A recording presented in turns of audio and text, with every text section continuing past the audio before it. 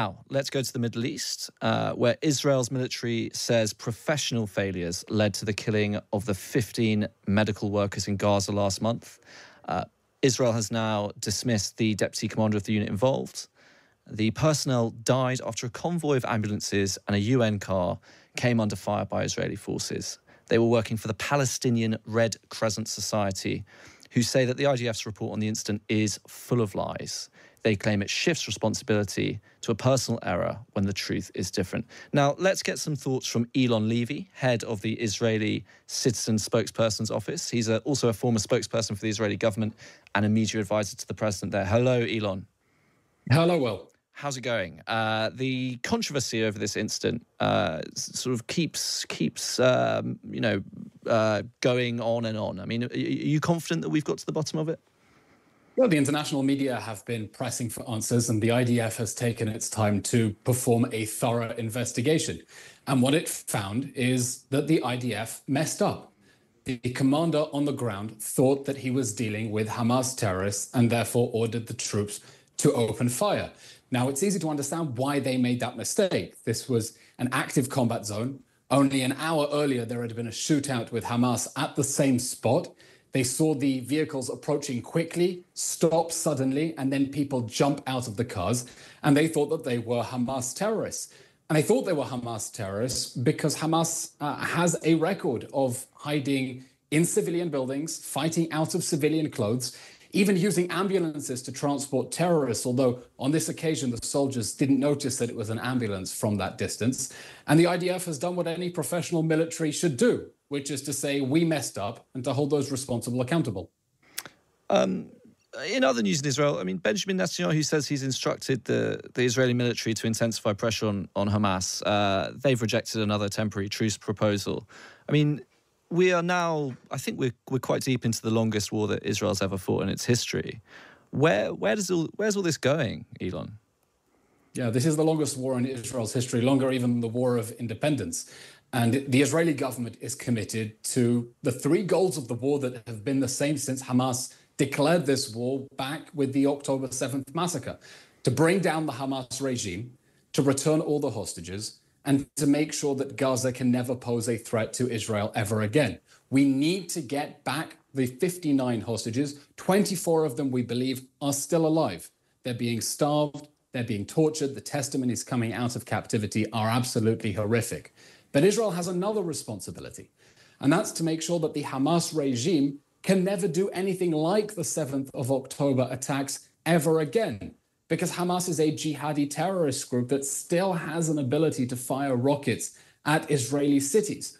So Israel is trying to do those two things: to bring back all the hostages and put pressure on Hamas till they let them go, and to bring down this jihadi regime that is only an hour's drive away from Tel Aviv, so that we can have peace and quiet on the border with Gaza instead of more and more attacks from Hamas. Absolutely. But I mean, when a war starts to go on, I mean, I've reported from Israel a few times, when a war starts to go on, it puts enormous pressure on people. It'll put pressure on the Israeli government. It's putting a lot of pressure on the IDF. I mean, it's putting a lot of pressure on ordinary Israelis who, some of whom would totally agree with you. They want those three goals to be achieved. But there's also that sort of crackling sense in Israel sometimes that society is under a lot of pressure. I mean, do you think those goals are achievable in the short term? You're right. Israeli society is under immense pressure.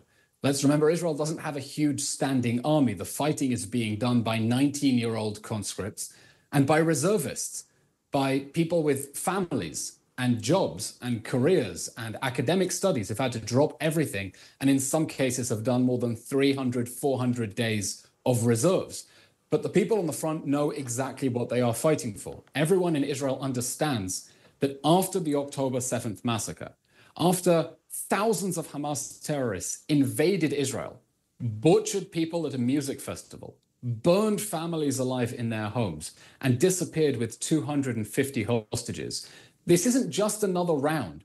We can't go back to the world that existed before October 7th when we had, a jihadi regime on our borders. It would be like as if the UK had the Taliban right there in Cornwall. We're not going back to that reality. In order for there to be any hope of peace, the Hamas jihadi regime has to go so that we can turn a new leaf. And it's going to be difficult. It's going to be painful. We can get into some of the reasons that the campaign appears to have been stuck and that this war isn't over quicker. But we don't have the luxury of saying, well, we tried and we'll let Hamas remain in power. Because as long as it's still holding hostages, as long as it's still shooting rockets at Israeli homes, as long as it's still plotting the next October 7th massacre, we can't just wait for them to seize a moment of opportunity and launch the next attack. But I mean, how radical will the Israeli government have to be to achieve those goals you've spoken about in say, the next 6 months? I mean, how much pressure is going to be put on people who are living in Gaza, say, in the next 6 months, if you want to get those 3 goals achieved? Well, part of the reason that this war has been dragging out for so long is that Israel was asked to do something that no army has ever done before. When the UK joined an international coalition to bring down ISIS in Iraq, civilians were evacuated from Mosul. It was understood that civilians got out of the battle zone, and then the world was able to rain hellfire on ISIS. And now ISIS no longer has a state in Syria and Iraq. But after Hamas started this war, the world insisted that civilians had to remain inside Hamas strongholds, that aid had to be delivered into the middle of cities controlled by Hamas, and that civilians had to be protected.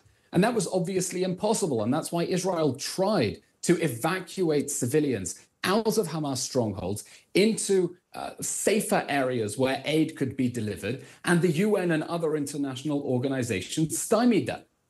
And that has dragged out this war unnecessarily, because instead of doing what the world did with ISIS, right, move civilians out of the way and then bomb the terrorists, Israel was forced to fight while civilians were still in residential areas. And one prospect now is that with the evacuation orders, telling civilians to get to open areas where Hamas is not hiding inside homes and schools and hospitals, it will be possible to crush the Hamas force and then you hold that territory until Hamas is defeated and it's safe for people to return home. Okay, well, thank you, Eylon Levy, head of the Israeli Citizen Spokesperson's Office. It sounds like it's going to be another year of war in Israel.